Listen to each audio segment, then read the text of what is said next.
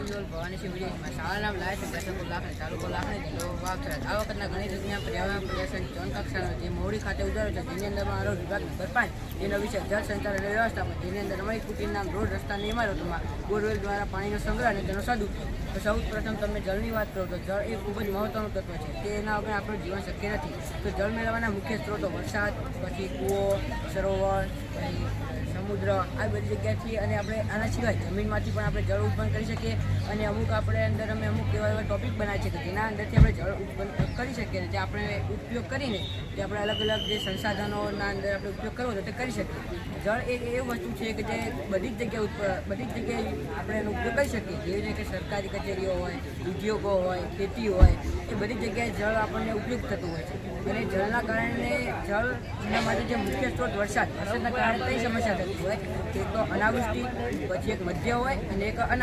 અતિવૃષ્ટિ। જેના અંદર અનાવૃષ્ટિ થવાના કારણે આપણને પાણી મળતું નથી અને અમુકના રણ પ્રકારના વિસ્તાર હોય ત્યાં તો ખૂબ જ ઓછું પાણી હોય, ત્યાં તો આપણને પાણી મળી ના રહેતું હોય, જેના કારણે જે ખેતીવાળું હોય ખેતીના અંદર સૌથી વધારે પાણીની જરૂર પડતી હોય। પણ જો પાણી ના મળે તો ખેતી ના થાય તો આપણને ઉદ્યોગો માટે કાચો માલ સામાન ના મળે, કાચો માલ સામાન ના મળે તો આપણે કોઈ પણ ઉદ્યોગ અથવા કોઈ પણ આપણે કામ કરવું હોય તો તે માટે આપણે જરૂરી માલ મળે ના તો થઈ ના શકે। તો તે માટે ખૂબ જ મહત્વની વસ્તુ જળ, તો તે માટે અમે કઈ રીતે જળનો સંગ્રહ કરવો તે માટે। અને અતિવૃષ્ટિ એવી જગ્યાએ થાય કે આપણે અત્યારે સિટી વિસ્તાર જોઈએ, સિટી વિસ્તારના અંદર એવું કે બધી જગ્યાએ પાકા મકાનો, રોડ રસ્તા ને એવું જ હોય છે, તેના કારણે એટલે કેવું કે વરસાદ પડે તો વરસાદનું પાણી એટલે રોડ ઉપર પડે, ઇમારતોમાં પડે, પણ ત્યાં કોઈ પણ એવી જગ્યા નથી હોતી કે વરસાદનું પાણી સીધું જમીનના અંદર ઉતરી શકે અથવા એ પાણીનો યોગ્ય રીતે નિકાલ થઈ શકે। એના કારણે અમુક જે સિટી વિસ્તાર હોય તો ત્યાં પૂર જેવી સમસ્યા ઊભી થતી હોય। તો અમે આના અંદર એવું દર્શાવવા માંગ્યું છે, મારો મેન હેતુ એવો છે કે વરસાદ હોય, વરસાદનો પાણીનો સંગ્રહ તો થાય, તેના સાથે સાથે જે આપણે સિટી વિસ્તાર અથવા જે હાઈવેને હોય, હાઈવેના ઉપર કેવું હોય કે રોડના ઉપર વરસાદનું પાણી ભરાઈ રહે તો એના કારણે પાણી તો બાષ્પીભવન દ્વારા ઉપર જતું રહે, એટલે આપણને પાણી પણ ના મળે। અને પાણી રોડ ઉપર ભરાવાના કારણે કેવું થાય કે રોડ હોય બધા તૂટી જાય, તો રોડ તૂટી જાય એટલે આપણને બે નુકસાન થાય કે પાણી પણ નથી મળતું અને રોડ પણ તૂટી જાય છે, જેના કારણે સરકારને ઘણું નુકસાન થતું હોય। અને આવું આપણે જે અંદર પ્રોજેક્ટ છે તો આના અંદર અમે એવું કરેલું છે કે જ્યારે વરસાદ પડે તો વરસાદ આપણે અત્યારે બધું જ અત્યારે સિટી ઇલાકો જોઈએ તો ત્યાં કેવું હોય કે પાકા રોડ હોય અને પાકી ઇમારતો હોય, એટલે જ્યારે વરસાદ પડે તો અંદર અમે એવું કે જ્યારે રોડ ઉપર વરસાદ પડ્યો તો જ્યારે રોડ ઉપર વરસાદ પડશે તો અંદર અમુક અંતરે અમે બોરવેલ અને અંડરગ્રાઉન્ડ ટાંકા લગાવેલા છે કે જ્યારે વરસાદ પડે તો વરસાદનું પાણી સીધું રોડ ઉપર પડશે। અને રોડ અત્યારે આપણે અમુક જોઈએ ને તો એવી રીતે જ હોય છે કે આજુબાજુ પાણી જતું રહે, પણ અત્યારે કેવું હોય કે રોડના ઉપર પાણી ભરાઈ રહે અને રોડ તૂટી જતા હોય, તો આના આજુબાજુ જે આપણે બોરવેલ અને અંડરગ્રાઉન્ડ ટાંકા લગાવેલા હશે તો તેના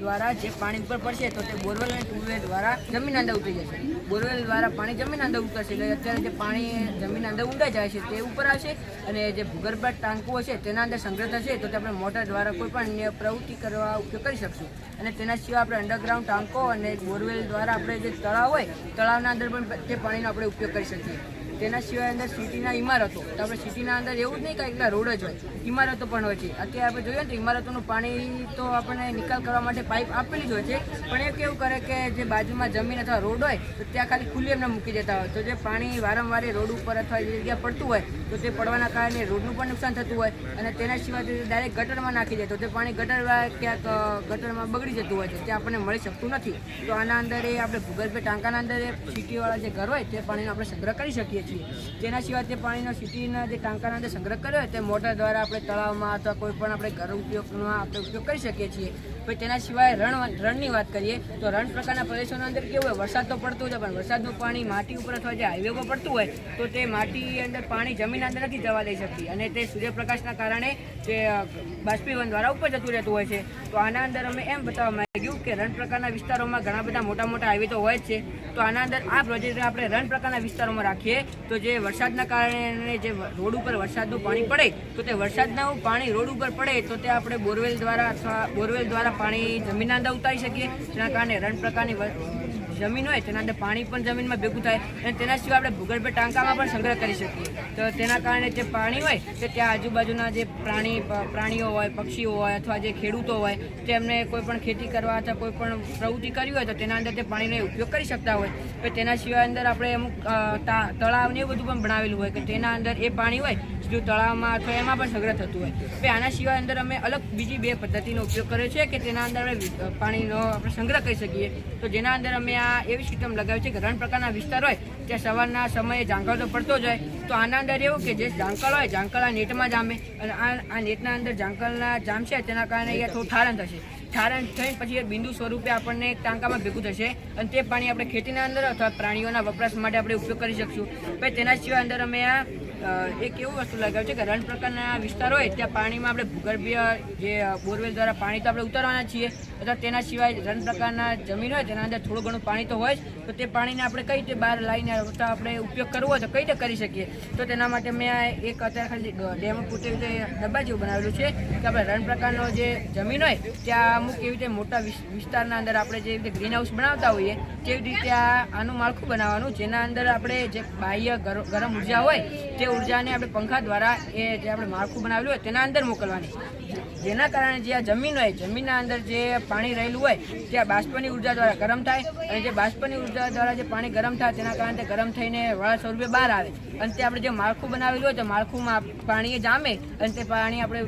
સંગ્રહ કરીને એનો ઉપયોગ કરી શકીએ. પછી તેના સિવાય અંદર અમે આ પાણીનો સંગ્રહ આપણે કરીએ છીએ પણ આ જે રોડવાળું છે રોડના સિવાય અમે પુલની વાત કરીએ કે આ સિટી પ્રકારના વિસ્તાર હોય ત્યાં એકલું રોડ જ નહીં ત્યાં પુલ પણ હોય. તો પુલના અંદર કેવું કે અત્યારે જે પાઇપો હોય એ પુલના અંદર પાણીનો સંગ્રહ કરવા માટે કોઈ